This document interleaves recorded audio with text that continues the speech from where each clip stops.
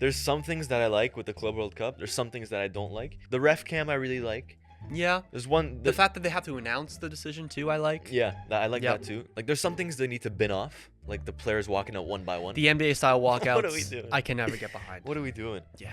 And it's also the delayed announcements from the stadium guy on the Yes. names, because Yes, bro. you could see Messi was walking out and everybody's cheering and the guy's going, Segovia. If you don't like the whole presentation of the Club World Cup, just wait till next year. It's gonna be You think it's it's gonna gonna be be worse? even crazier. I'll be there for it. The energy will be there. I'll like the presentation There's also probably there's also always a different vibe when it's the World Cup. because it's the World Cup. We're not feeling this vibe right now because it's the club. Exactly. Honestly, I'm still feeling No, a little exactly. vibe. It's like you arrive at the party, you're a couple of drinks behind everybody, you're still dead sober. Everybody else is like getting turned up, but like you're just not. You'll you're just catch not up. Feeling it. You'll catch up Yeah, though. maybe, Yeah. maybe. I think the reason why why there's still a little bit of excitement for me is because of the late kickoffs. This is what the Brits get every Champions League Yeah. night. They get games at 9 p.m. They get That games part at I do 6. like. That's fun. But then for the Brits as well, Mhm. who are driving a lot of this narrative around the World Cup, Club World Cup, because let's be real, they own the discourse of general football, at Sure. least that we watch. They have to stay up till like 3 a.m. to watch these games, and they're not liking that. And when they're staying up to watch a 0-0 between Al Ahly and Inter Miami, and the presentation is starting 10 minutes before it should already because of these presentations, that's going to leave an even more sour Yeah. taste in their mouths. This brings me on to the issues Oh, here we go. with the Club World Cup that I'm also having, right? First is the location of the tournament.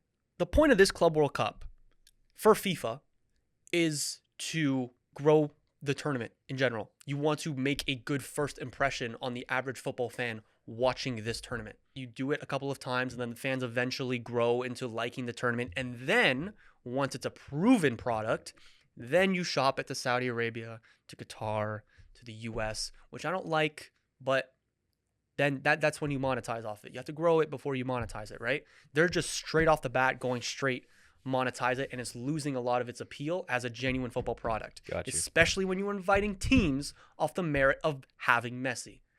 I don't like that. Nobody likes that. That's not the shit that you should be doing if you're trying to advertise a tournament that is supposed to be the world's best. Mm-hmm. Have it in England.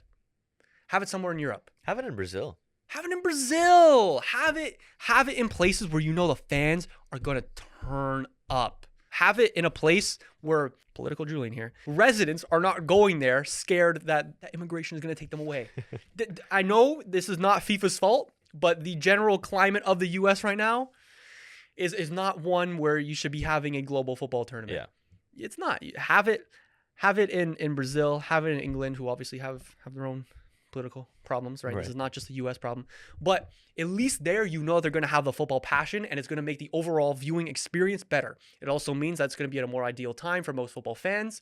And then all of a sudden, people feel better about the World Cup, or Club World Cup, sorry. And then it actually grows into something that you could shop to the U.S. My other issue Oh God, there's more.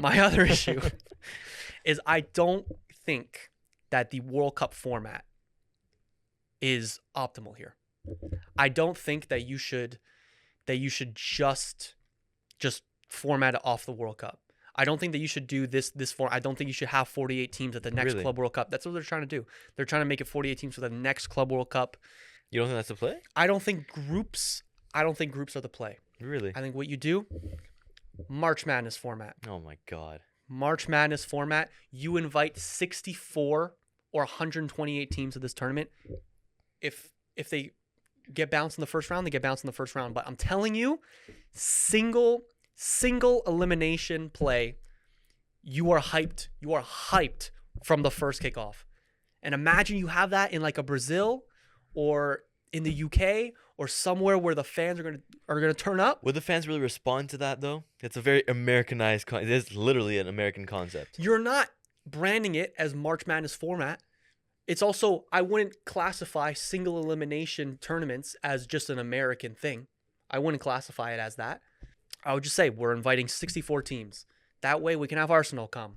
We could have Cruz Azul come. Yeah. We could actually open it up to the teams that are doing really, really well, like at the time, not just because they won the Champions League in 2021, but because that they're doing really well, their coefficient is high, and we actually want to have the best teams here. You seed it 1 through 64, whatever it is, and then in there, I guarantee you will have us upsets.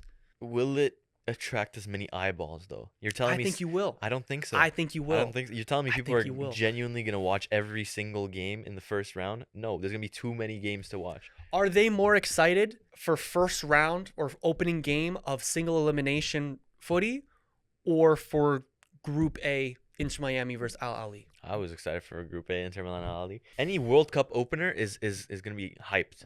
Obviously, but what about a World Cup opener with stakes, win or go home? Maybe it's stakes? because I'm a little bit stubborn on that topic in terms I of don't think it's just, I labeled it March Madness format, but it's literally just single elimination tournament.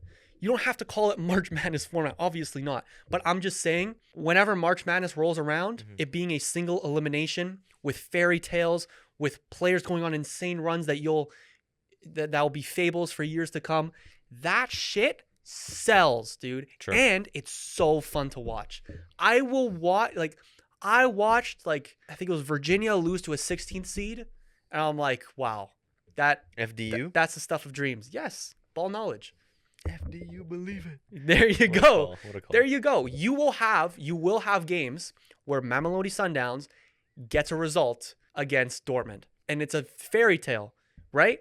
And the attention that brings to Mamelodi Sundowns is crazy, because with single elimination footy, yes, a lot of teams will just get bounced in one game, sure, but you're way more likely to get an upset True. than if they were to play three games games to and going qualify. off through points. Sure, I see your point.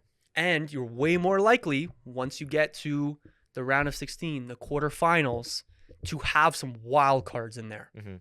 Because all it takes is one game for the PSG, the Man Cities, the Juventus, to just have one bad day and they you're get out. bounced to Al Hilal or whatever. That shit would be fun. True. That shit would be Sure. fun. I don't like the whole groups format, because the more games you have to play to make it to the next round of the tournament, the more you return to the mean.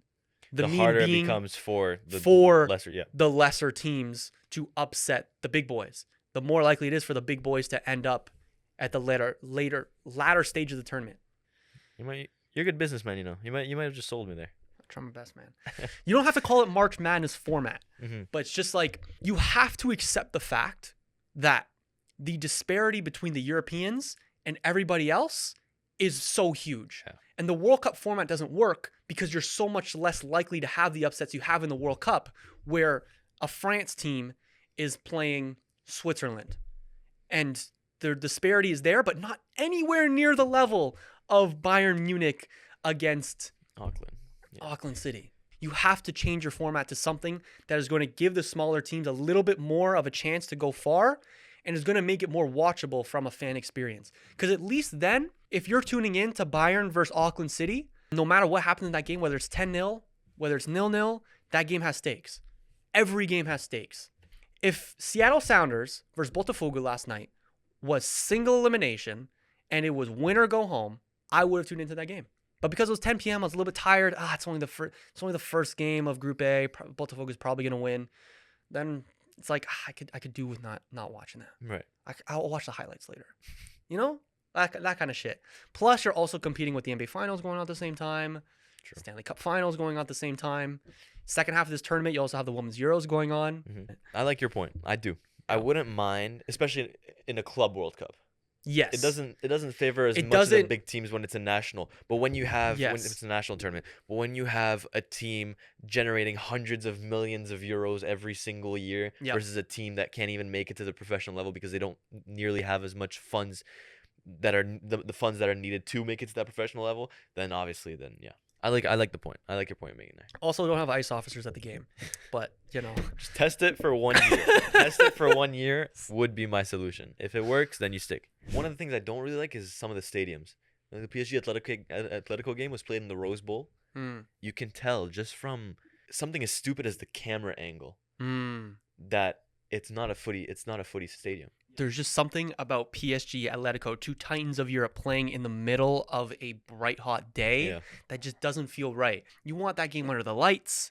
You want that at prime time. Yeah. You want that, in front of a European passionate audience. And we didn't see no bright lights besides the sun yesterday. We also didn't see that European passion that I Low love key to though, see. I was I was surprised because I understood that PSG, we have crazy fans, but I was hearing the PSG chants Were you? in the wasn't Rose hearing, Bowl. I wasn't hearing. I was nothing. hearing some PSG chants in Really? the Rose Bowl, and I was like, are we really just international like that? No flares, no.